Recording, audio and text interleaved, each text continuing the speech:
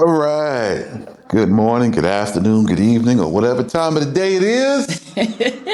Where you are. We are continuing now with the Levitical rites, and we are picking up Verse 7.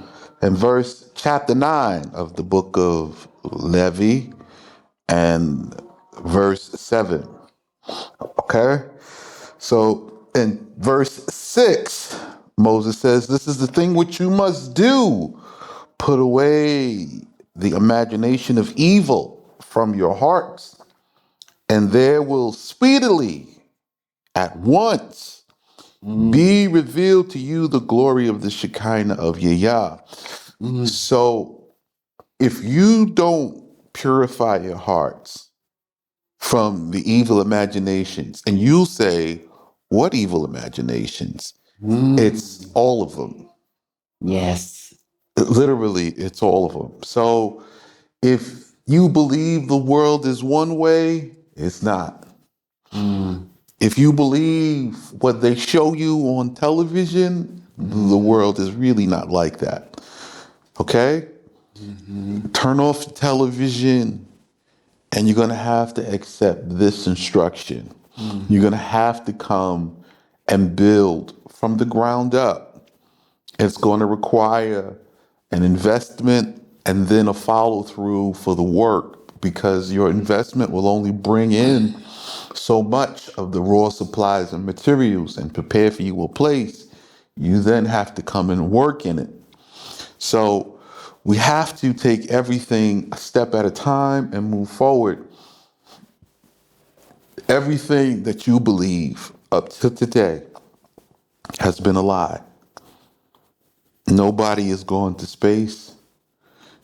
Nobody is growing computer cyborg babies. Nobody is as strong as you believe them to be. Everything you have been told is a lie.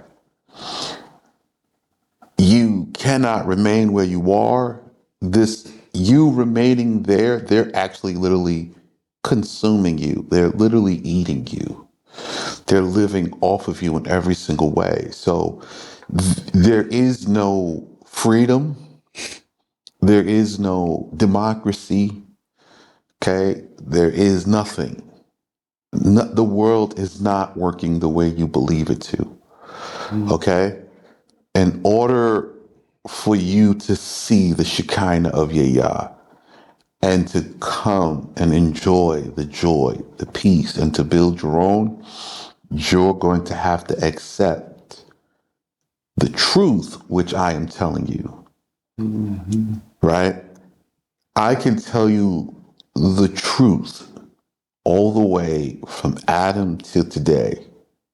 I can tell you the pure truth, not somebody else's truth, not from validated by any white person from our manuscripts. And you know, as well as it's something that you said yesterday concerning Satan.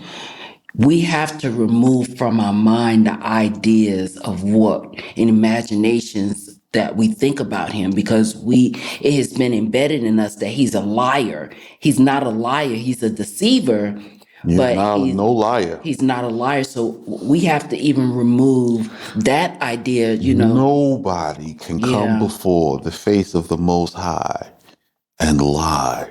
Yes. It's not possible. Yes. So while you believe that the Satan is a liar, he's not. He's just gives you one thing. Okay? There is what Allah, the Most High God, has said. And in case you want to try something else, there is this as an option. That's it. Yeah. He's just offering you options. Yes. The deception comes out of your own curiosity. Right. Right. You see? Yes. This is something I want to make clear. So when I tell you you have to buy land here, you have to build your own building, you have to create your own business here, and we have to do it as a community, the deception comes in when you think, well, somebody else is doing this over here. It's easier for me to get to. The deception comes in when, well, why can't we just go over here and just join this other community in Africa, or can we join these other people? They sound like they're doing the same thing. They're not. They're not. So the deception comes in when you look at alternative options, right? Well, why can't we join the camp? Why do we have to send money? The deception comes in when you start to explore the options, which you do have the right to do. And if that's what you want to do, I encourage that, because after you've gone through the hurt, the pain, the damage, and anything else of loss and going the other way, when you come this way, you will understand nothing else worked. And you have to remove from your mind the ideas of what you've been told about the Middle East and the Muslims countries, because it's not true. You can't use the excuse, well, the Arabs sold us. Yeah, and the Africans sold us, and America and the Europeans bought us. So, what excuse are you going to have? You have to completely remove every idea that you have been given concerning our relatives. The people here are our relatives. They are our family. So you have to rid that from your mind, because it's here that we have the opportunity to start fresh, to start new, to buy land, don't pay no taxes, build our buildings, own our buildings, have our supermarkets, grow our food, and it's okay. It will not be a problem for our brethren that is around us, because they do the same thing. Right. So if you if you're waiting for a movement, a large group of people, you're in trouble.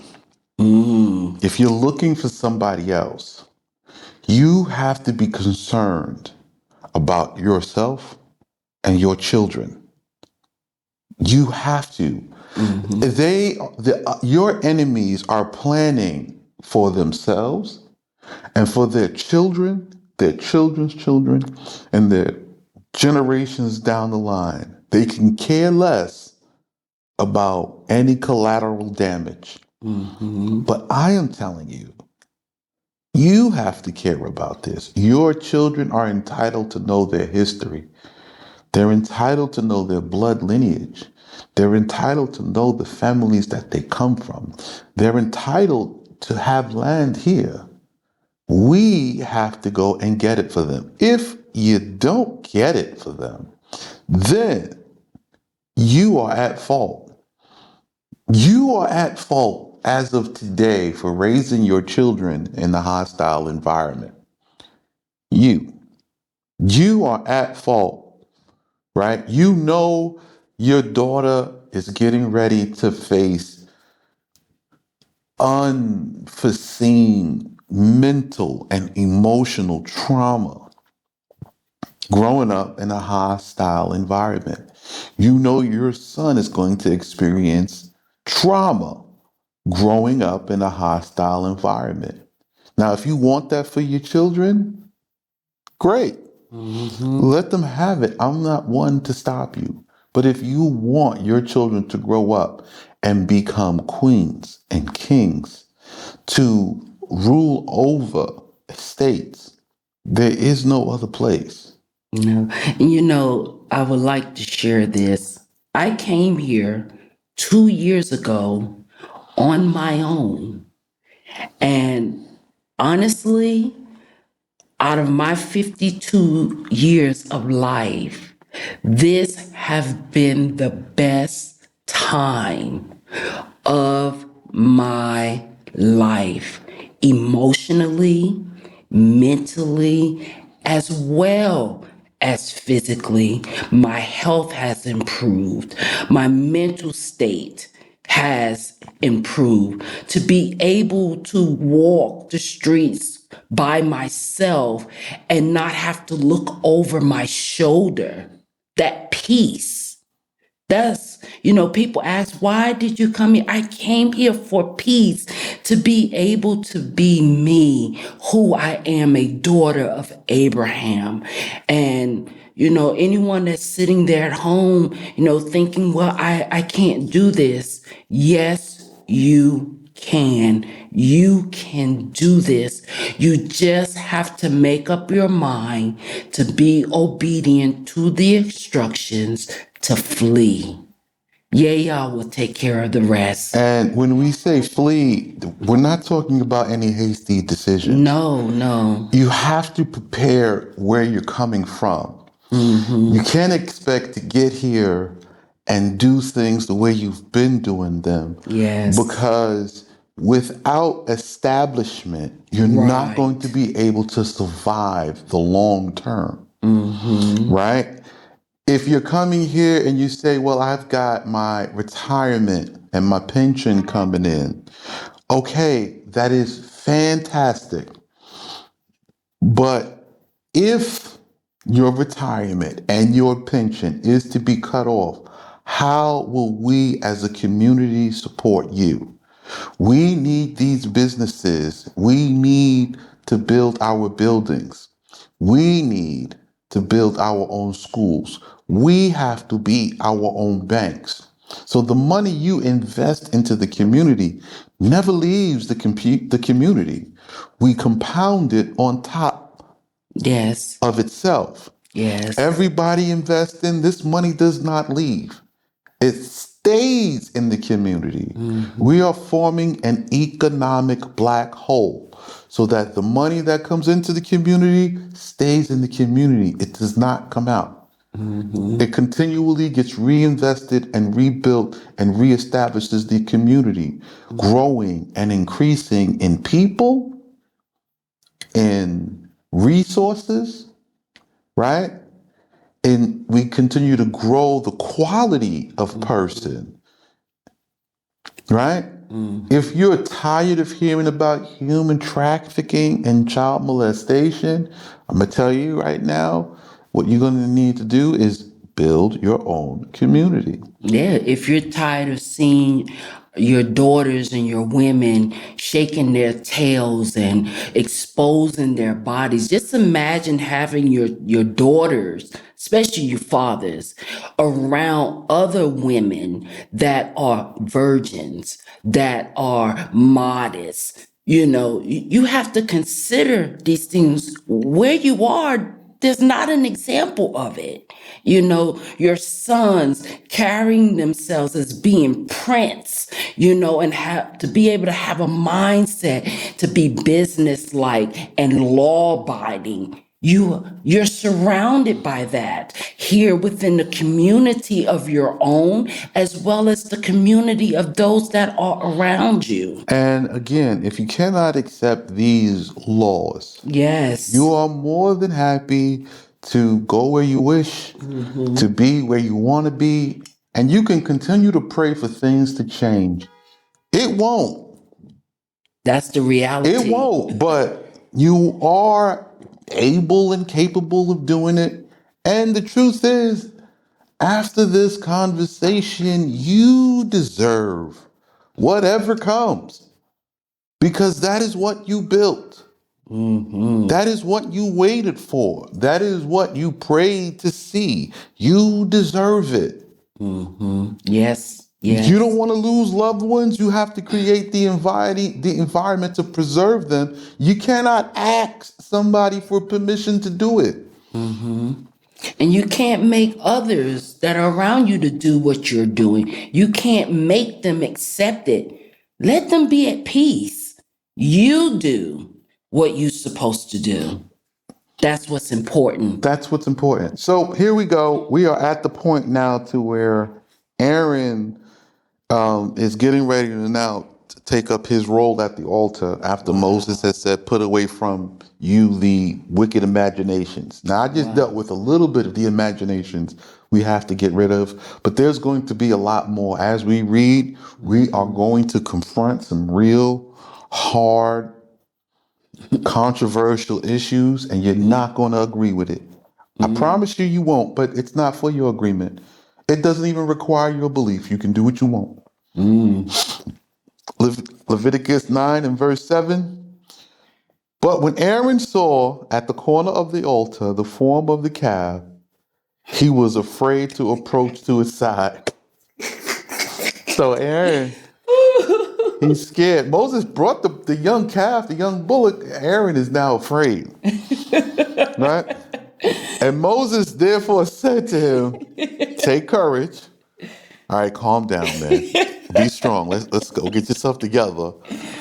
And go near the altar, fearing not, and offer thy sin offering, and make atonement for thyself and for the people, and perform the oblation of the people, and make atonement for them as Yah hath commanded. You know, you must understand why Aaron was so afraid. You know, when he built that calf and saw what occurred, I mean, he went along with this out of fear. They killed her, you know, and Here it is back again, and it's still a calf. It's still a calf. Oh, Yeah, yeah. no. Many people got killed, He's afraid. for this sin. He's afraid. He's not playing no games with this. He's had enough. No, not at all. And Aaron approached to the altar with resolution. Okay, I'm going to do what I got to do. And slew the calf for his own sin offering. And the sons of Aaron brought the blood to him, and he dipped his finger in the blood of the young bullock and put it upon the horns of the altars.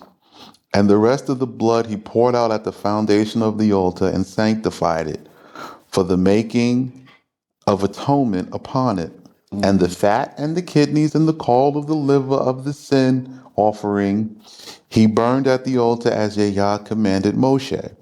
But the flesh and the skin burned he with fire outside of the camp, without the camp. And he killed the burnt offering, and the sons of Aaron brought the blood to him and sprinkled it upon the altar round about. So the first one goes on the horns, this goes on the top. Anytime they put a little, he take his finger, he put a little bit on there, and he wipes it off. He has to clean it off, so he has another cloth in his hand while he's doing this. Now he also have on the sides, round about the sides. He has to wipe this off. This blood don't just stay up there and dry up, crusty. Right. I bet he was nervous. Because even in doing this, his life is in danger. Yes. Okay, but we'll get to that. Yes. We'll get that. Yes.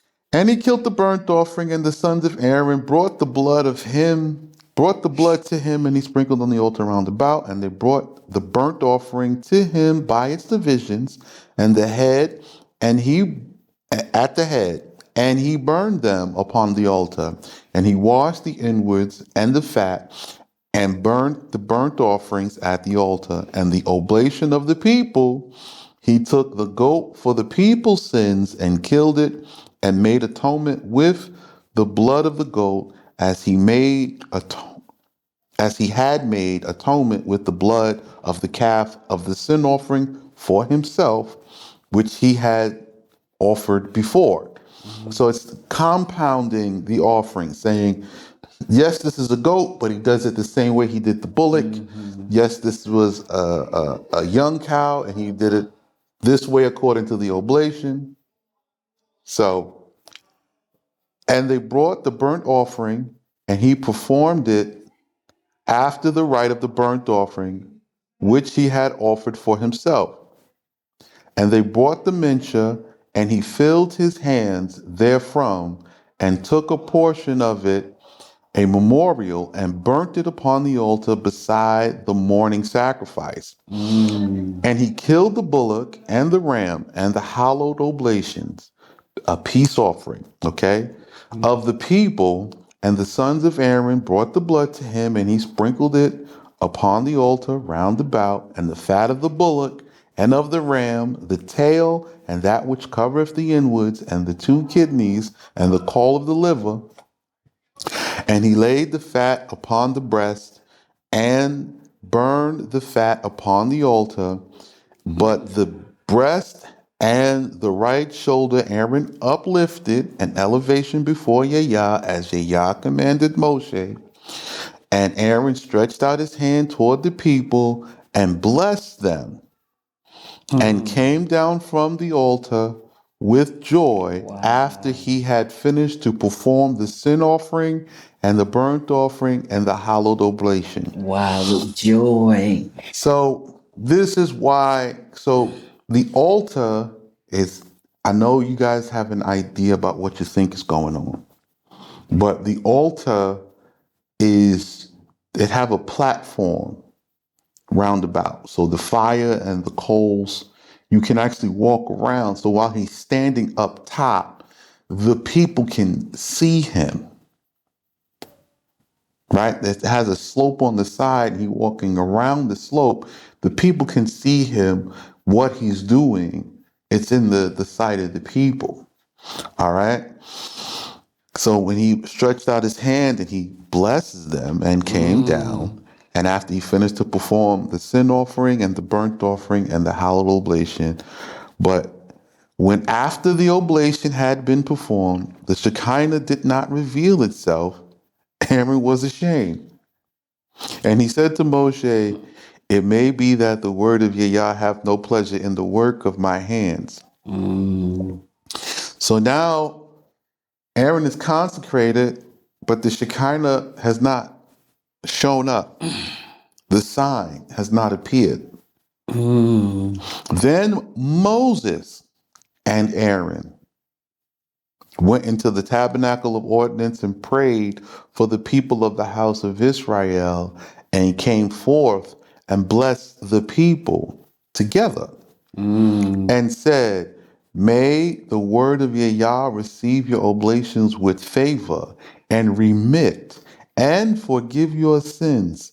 Then instantly the glory of Yahweh Shekinah revealed itself to all the people. And the fire came forth from the presence of Yahweh and consumed upon the altar the sacrifice and the fat, and all the people saw and gave praise and bowed in prayer upon their faces. Wow.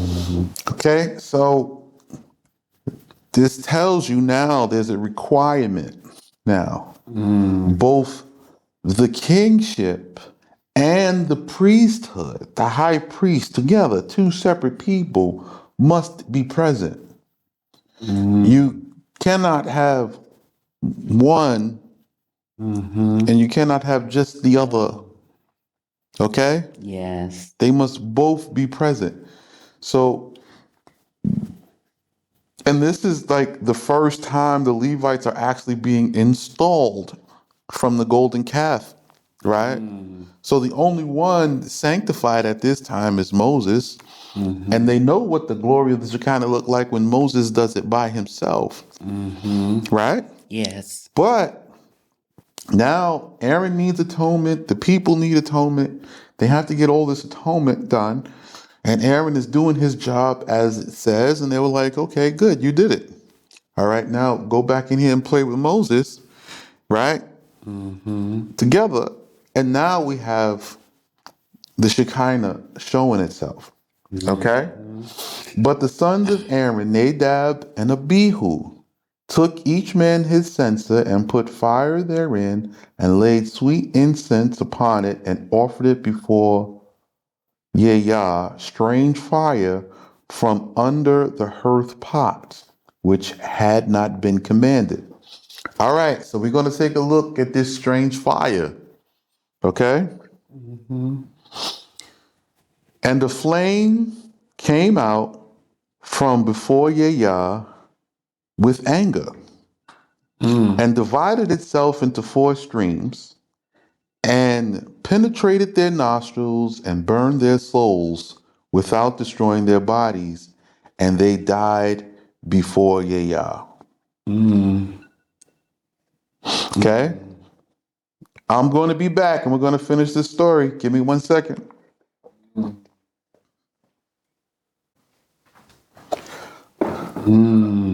All right, so the flame goes into their nostrils and kills them. And Moses said, "This is that which Yah spoke with me in Sinai, saying, in them who come near before me, I will have the tabernacle to be sacred, that if they be not heedful in the service of the oblations, I will burn them with flaming fire from before me, that in the sight of all the people I may be glorified." And Aaron heard and was silent, and he received a good reward for his silence. So, if you don't remember, back in Exodus, right? I told you this overlaps. Nadab and Abihu came up close when they were not supposed to and looked. Right at the throne. They looked. Yeah. They wanted to see what Moses was doing, what was going on, what's happening here. They went up and looked. Yeah, because they was instructed not Not to do to do it. it. Mm-hmm. Now the Most High didn't kill them then. He waited. So just because you don't die in that instance, Don't mean the you ain't Most gonna High die. gives a record and of accord of what you did, and He's going to take you when He gets good and ready. So if He says, "I'm gonna kill you," oh, I'm gonna kill you. I need you to finish this first and do all of this. And when I kill you, you know that it was from before me that I killed you in the sight of this people to make you an example to obey what I say do and do it exactly the way I said it. Mm. This is what caused Aaron to be silent because Moses already knew. Do you see what I'm saying? Mm-hmm. And Moses called unto Mishael and to Elzaphan, the sons of Uzziel, the Levite, the one of the sons of this priesthood family, of the scrolls, of the books we are reading. Uzziel, not James. Jonathan's Ben Uziel family. Jonathan, the son of Uzziel. Well, oh, we say Uzziel. Uziel. Okay? The relative of Aaron, and said to them, "Take your brethren from the sanctuary and carry them without the camp." And they came nigh and carried them with hooks of iron in their garments and buried them without the camp, as Moshe had directed. And Moses said to Aaron, to Eleazar, and to Ithamar his son, "Unbear your heads, unbear not your heads." So don't take your head, don't take your crowns down. So now when we are mourning, right, we have a tradition of taking our crowns off.